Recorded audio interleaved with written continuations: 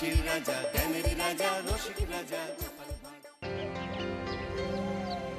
অনেকদিন কৃষ্ণচন্দ্রকে জব্দ করা হয়নি যে, মনটা তাই কেমন যেন উসকুস উসকুস করছে। সেটা তো গোপালের জন্যে। গোপালই তো মুশকিল আসান হয়ে সব সামলে দেয়। প্রতিবারে সামলে দেয় বলেই কি আর এবারে সামলাতে পারবে? না না না না না, এবার কৃষ্ণচন্দ্র জব্দ হবেই হবে, তবে একটু অন্যরকম ভাবে। আপনার কথাটা তো কেমন অন্যরকম শোনাচ্ছে জাহাপানা। তাহলে তুমি শোনাও। কি জাহাপানা? আমার কত ধনরত্ন আছে সেটা কি তোমার জানা আছে উজির? না জাহাপানা, তবে জানার আগ্রহ আছে বিস্তর। শুধু তোমার কেন, আরো অনেকেরই আগ্রহ আছে শুনলাম, আর সেটা যতক্ষণ না জানা যাচ্ছে ততক্ষণ মনটা কেমন খচখচ খচখচ করে। করে বই কি, এই তো প্রশ্নটা শোনার পর থেকেই আমার মনটাই কেমন একটা উসকুস উসকুস করতে শুরু করে দিয়েছে। আমার হাতে একটা অস্ত্র চলে এসেছে এবার, তাই আমি এমন এক প্যাঁচ কষবো যে কৃষ্ণচন্দ্র মনে মনে কিছুতেই শান্তি পাবে না। আর তাকে অশান্তিতে রাখতে পারলে আমার যে কি শান্তি কি শান্তি, কি বলবো।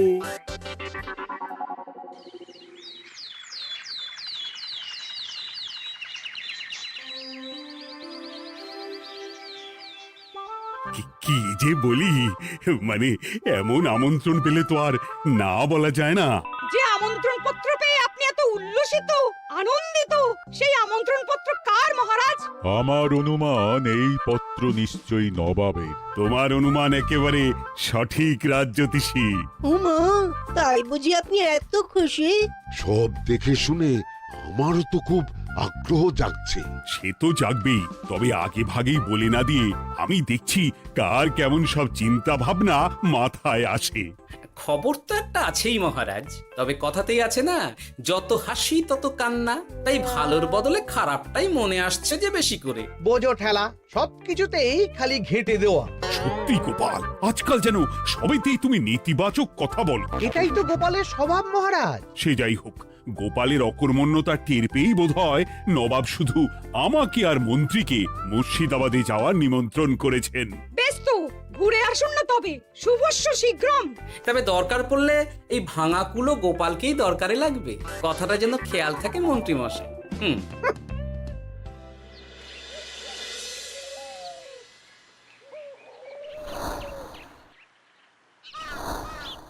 খেয়াল করেছো গিন্নি, আজকাল আমি কেমন কথায় কথায় গোপালকে চুপ করিয়ে দিচ্ছি। কেন গো, কি হলো আবার? হবে আবার কি, নবাব বাহাদুর আমাকে আর মহারাজকে নিমন্ত্রণ করেছেন তার খাস মহলে। ও শুনে যে আমার কি আনন্দ হচ্ছে। ও, তাহলে এই ব্যাপার। আস্তে গিন্নি আস্তে, নবাবের ধন সম্পদ দেখার শখ মহারাজের অনেক দিনের।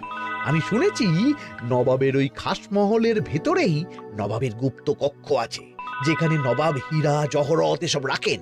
একা তো সেখানে যাওয়া যাবে না, তাই এই মহারাজকে নিয়ে তুমি মুর্শিদাবাদে যাবে? শুধু যাবো তাই নয়, নবাবের গুণকীর্তন করে তার মেজাজ এমন ভালো করব যে নবাব সেখান থেকে কিছু দান খয়রাত করে ফেলবেন আমাকে। তাই নাকি?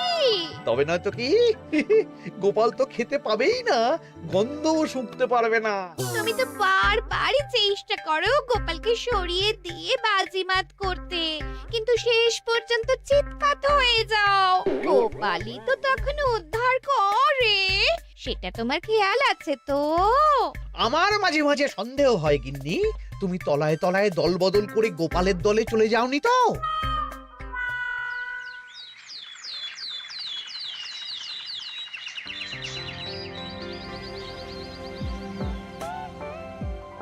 এবার বুঝলে তো দাদু, আমরা কিন্তু তোমারই দলে।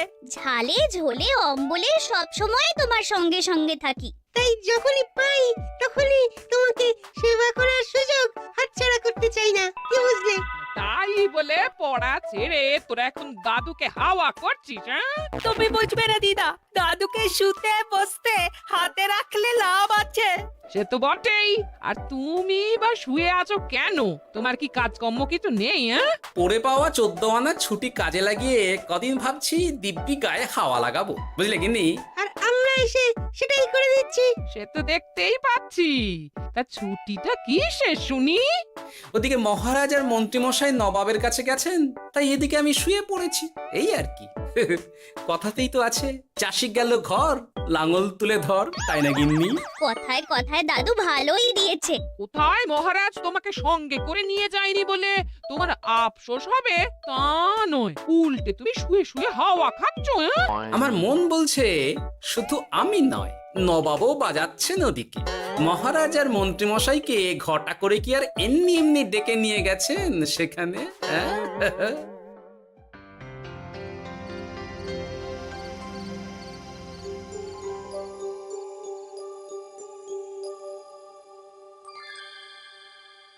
ডেকে নিয়ে এসে নবাব যে ঠিক কি করতে চাইছেন সেটাই তো বুঝতে পারছি না। অত বোঝার কি আছে মহারাজ? খাবো, শোবো আর গুপ্ত কক্ষে ঢুকে নবাবের সঞ্চয় দেখব, তাহলেই তো হবে।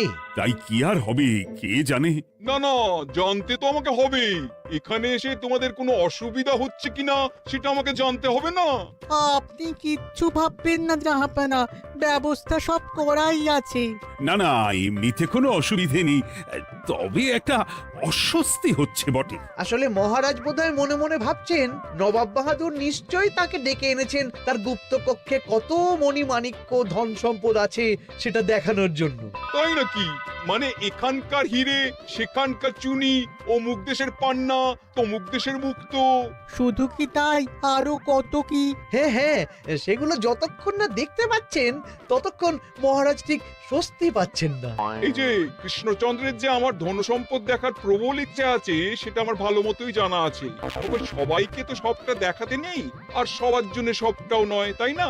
তাই কি জাহাপনা? তাই গুপ্ত কক্ষের ভেতরে কি আছে সেটা না হয় না দেখাই থাক। না না, তোমরা বরং খানা পিনা করো গিয়ে, হ্যাঁ, বিশ্রাম নাও। উজিত তোমাদের খেয়াল রাখবে, কেমন? এই রে, এটা কি হলো? কি আবার হবে? তোমার পাল্লায় পড়ে মান সম্মান সব গেল। এর থেকে আমার কৃষ্ণনগরই ভালো।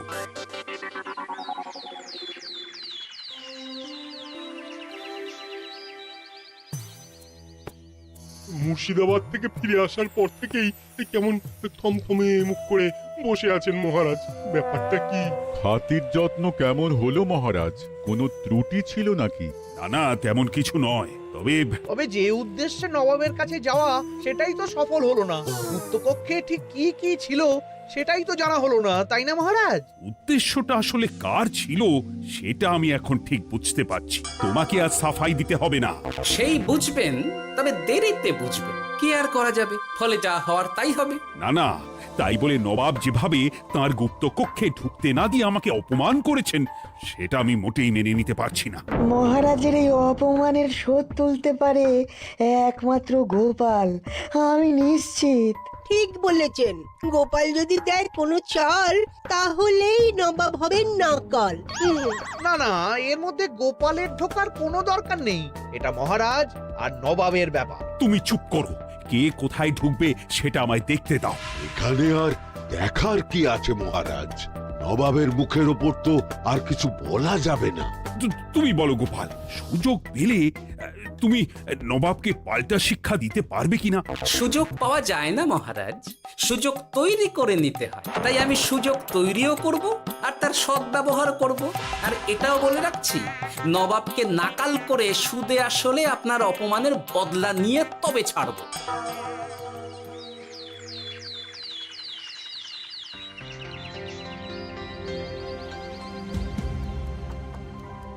কি হলো জাহাপানা, আপনি যেমনটা চেয়েছিলেন তেমনটাই তো হলো। মহারাজ কৃষ্ণচন্দ্র মনের কথা মনেই চেপে রেখে মুখ চুন করে পালালো, তারপরেও আপনার মন ভালো নেই? না না হুজির, ঠিক জমলো না। তার উপর আবার এই বেনামি পত্র। সে কি, মহারাজ কৃষ্ণচন্দ্রকে অপমান করে তাড়িয়ে দেওয়ার পরেও জমলো না? হ্যাঁ, আর কোন পত্রের কথা বলছেন জাহাপানা? কে পাঠিয়েছে, কোথা থেকে পাঠিয়েছে কিছুই বুঝতে পারছি না। তবে দু চার কথা যা লেখা আছে এতে, তাতেই তো চোখ কপালে উঠেছে। আমার খাস মহলের ব্যবস্থাপনায় নাকি ত্রুটি আছে। অতিথি আপ্যায়নে বিস্তর গলদ। সেটা আবার 5 কান? এই না মানে 1 কান হলো কি করে? কানাকানি হোক বা না হোক, জানাজানি হতে কিন্তু দেরি নেই। নাও থালা সামলাও, এদিকে গোপালও এসে হাজির। এমনি এমনি কি আর এসেছি জাহাপনা? আসলে মহারাজ এসে আপনার খাস মহলে ছিলেন বটে, তবে যে শয্যায় মহারাজকে শুতে দেওয়া হয়েছিল সেটা ছিল অসমান আর শক্ত। তাই আমি ছুটে এসেছি আপনার এইরকম নিম্নমানের সামগ্রী আর ব্যবস্থাপনা দেখার জন্য। এখানে আবার দেখার কি আছে? সবাই তো জানে নবাবের ধন সম্পদের কথা, এবার না হয় আমি নবাবের দৈন্য দশার কথা জানাবো সবাইকে। এইসব কি হচ্ছে কিছুই তো বুঝতে পারছি না। প্রথমে এই পত্র, তারপর গোপালের অভিযোগ এই মাত্র। না না না না, এই রকম হতেই পারে না। কি হতে পারে না জাহাপনা? আমার শয্যায় কোনো গলদ নেই, আর এটা শুধু তুমি চোখেই দেখবে না, একবার শুয়েও দেখবে। আজ রাতটা তুমি আমার খাস মহলেই কাটাবে, আর ওই শয্যাতেই শোবে। হ্যাঁ, এই রকম করবেন না জাহাপানা, গোপালকে বিশ্বাস নেই, কখন যে কি করে ফেলবে তখন দেখবেন মাথা চাপড়াতে হবে। তবে এটাও শুনে রাখো গোপাল, যে গুপ্ত কক্ষ আছে যেখানে হিরে জহরাত প্রসাধনী সামগ্রী ইত্যাদি প্রভৃতি রাখা আছে, তার দরজা কিন্তু কোনো মতেই খুলবে না। সত্যি কথা বলতে কি, সেই গুপ্তকক্ষ দেখার স্বাদ আমারও ছিল বটে, তবে কি আর করা যাবে, নবাব যেমন বলবেন সেটাই মেনে নিতে হবে। তবে মনটা আনচান করবে, এই আর কি। যাক, গোপালের মনের মধ্যেও অস্বস্তি ঢুকিয়ে দেয়া গেছে তাহলে। বাবা, ছুঁচ হয়ে ঢোকার সুযোগ পেয়েছি, এবার ফাল হয়ে বেরোবো।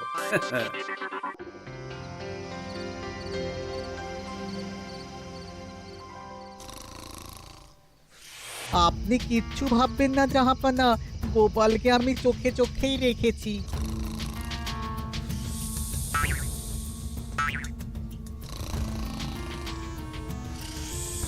কিন্তু দেখে তো মনে হচ্ছে গোপালের শুতে কোনো অসুবিধা হচ্ছে। তা কি করে হয় জাহাপানা? অবশ্য কায়দা করে গোপালের মনে যে গুপ্ত কক্ষের ভাবনা ঢুকিয়ে দিয়েছেন, হতে পারে তার জন্যই সে আনচান করছে।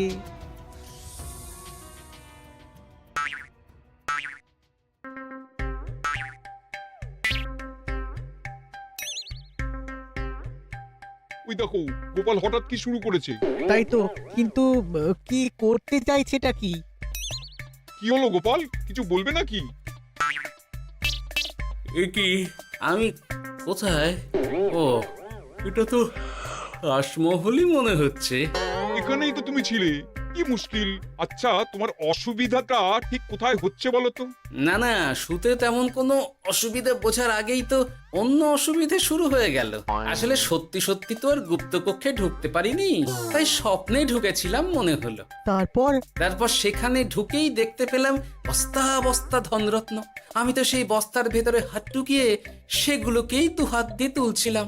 এবার তো বুঝতে পেরেছো যে তুমি স্বপ্ন দেখছিলে। এবার ঠিকঠাক ঘুমো তাহলে।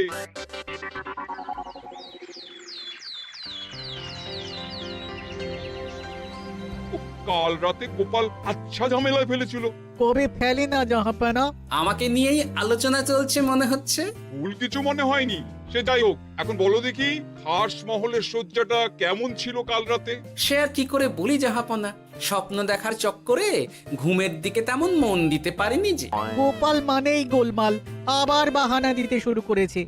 তাই বলছিলাম কি, আর এক রাত না ঘুমোলে ঠিক মতো বলতে পারবো না। বেশ তো, আর এক রাত থাকো না হয়, তবে আমারও একটা শর্ত আছে। আগের রাতে তুমি স্বপ্নের ঘরে যা কাণ্ড ঘটিয়েছো না, তাতে জাহাপানা খুব বিরক্ত, বুঝতে পারছো নিশ্চয়ই। বুঝেছি তো, তবে যে কোনো শর্তেই আমি খাস মহলে শুতে রাজি।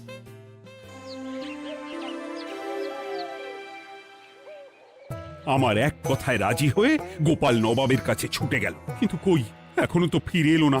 এমনও তো হতে পারে মহারাজ যে নবাব গোপালকে আটকে রেখেছেন। কেন? গোপাল তো দাবি করে যে সে তার বুদ্ধির জোরে যে কোনো বাধা বিপত্তি থেকে বেরিয়ে আসতে পারে। এবার তাহলে ফেঁসে গেল কি করে? না না, গোপালের কোনো বিপদ হবে না, দেখবেন গোপাল এবারেও ঠিক বেরিয়ে আসবে।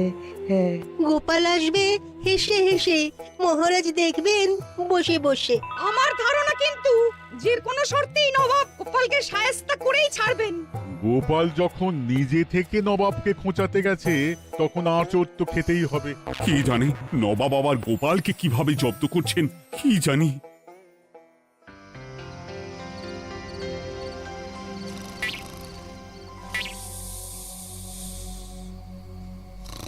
ব্যবস্থাপনায় কোনো ত্রুটি নেই জাহাপানা, তবে আজ গোপালকে না আচ্ছা জব্দ করা হয়েছে জাহাপানা।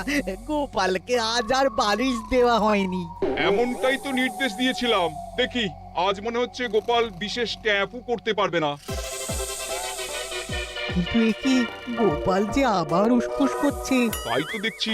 এক্ষুনি গোপালকে ঘুম থেকে ডেকে তুলে দিতে হবে, না হলে আজ আবার একটা অনিষ্ট করবে। না না, আজ আর কিছুই করতে পারবে না, বালিশই তো নেই।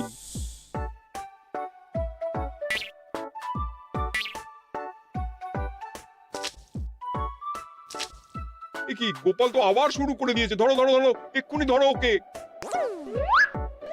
আরে ওঠো ওঠো, জেগে ওঠো গোপাল। আরে হচ্ছেটা কি? আজ আবার তোমার কি হলো? এ হে, আজ আবার একটা গন্ডগোল করেছি মনে হচ্ছে।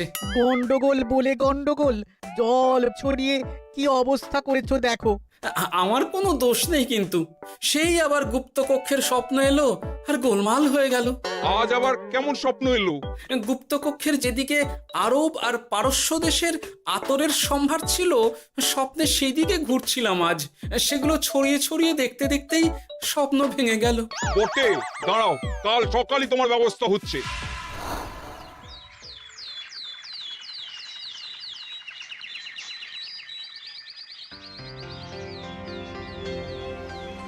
গোপালের বিদায় করার ব্যবস্থা পাকা হয়েছে তো উজির? কি যে বলেন জাহাপানা, আপনি কিছু করতে বললে আমি কি সেই কাজ ফেলে রাখি নাকি? কি ব্যবস্থা করলে শুনি? তোমার তো আবার 18 মাসে বছর। এবারে আর সেটা বলতে পারবেন না। ঘোড়ার পিঠে চেপে এতক্ষণে হয়তো গোপাল কৃষ্ণনগরে পৌঁছেও গেছে। যাক, আপদ বিদেয় হয়েছে তাহলে। সর্বনাশ হয়ে গেছে জাহাপানা। আবার কি হলো? গোপাল তো ওই খাসমহল ছেড়ে যায়নি, উল্টে কোথা থেকে একটা ওই ঢেঁড়া জোগাড় করে এনে ওই সবকিছু ঘেঁটে দেওয়ার চেষ্টা করছে। বোঝো ঠেলা, এবারে নবাবই দেখুক কি করে সামলাবে।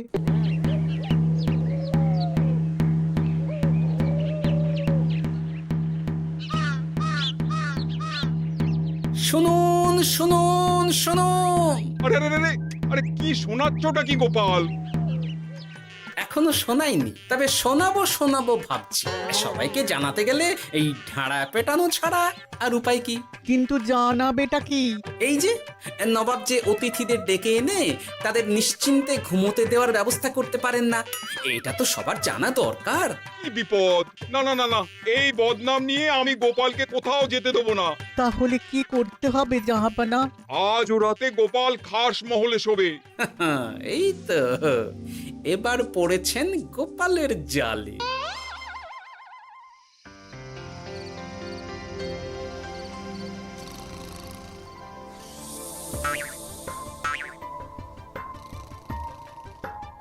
আজ গোপাল নিশ্চিন্তে ঘুমোবে। স্বপ্ন অস্বস্তি হওয়ার মতন কিছুই হবে না আজ। গোপালকে ভরসা নেই জাহাপানা, কখন যে কি করে ফেলে বলা তো যায় না। না না, আমি নিশ্চিত আজ আর কিছুই হবে না।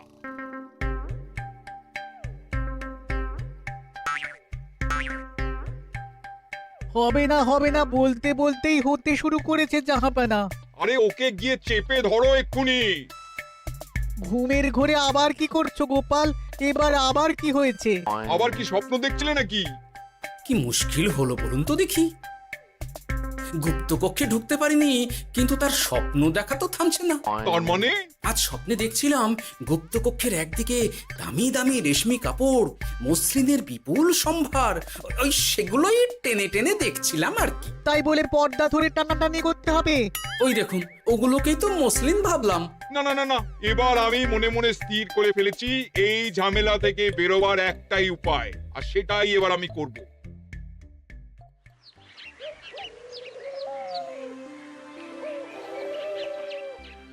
গোপালের ফিরতে কিন্তু এবার সত্যিই দেরি হচ্ছে।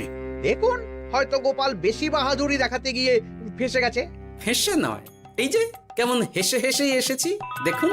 এই তো গোপাল ফিরে এসেছে। শুধু ফিরেই আসেনি, তার সঙ্গে আরেকটা সুসংবাদও নিয়ে এসেছি। হ্যাঁ, সেটা আবার কি? আমার প্যাঁচে পড়ে নবাব শেষ পর্যন্ত বাধ্য হয়েছেন গুপ্তকক্ষ খুলে দিতে, সঙ্গে কিছু উপঢৌকনও দিয়েছেন।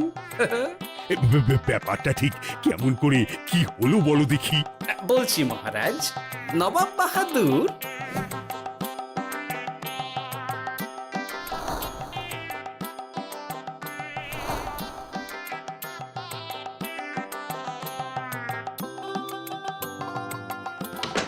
এসো গোপাল, তোমার জন্য আমি গুপ্ত কক্ষের দরজা খুলেই দিলাম। তবে খবরদার, আবার উল্টো পাল্টা স্বপ্ন দেখে ঘুম নষ্ট হওয়ার বাহানা দেবে না। আর কৃষ্ণচন্দ্রকে গিয়ে বলবে তারও আর গুপ্ত কক্ষ দেখতে আসার কোনো বাধা নেই। আর একটা কথা,